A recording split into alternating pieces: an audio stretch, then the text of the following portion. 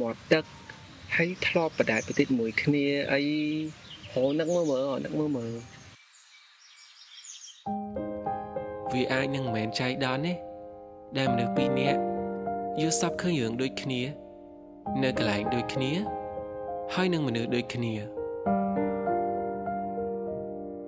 អាចនិយាយបានថាគឺជានិស្ស័យតាំងពីអតីតជាតិមកដែលធ្វើឲ្យយើងបានជួបគ្នានៅក្នុងរូបភាពផ្សេងប៉ុន្តែអារម្មណ៍គឺនៅដូចពីមុនបើសិនជាមានជាតិក្រោយមែនពិតសូមឲ្យពួកយើងជួបគ្នាគ្រប់ជាតិចឹងណែនឹកឃើញវិញអស់ហើយហងនេះហងនេះហងនេះហងនេះបានហើយជាតិមុនអូនស្លូតជាតិនេះអូនកាចតែបងមិនខ្លាចក្បែរអូនគ្រប់ជាតិ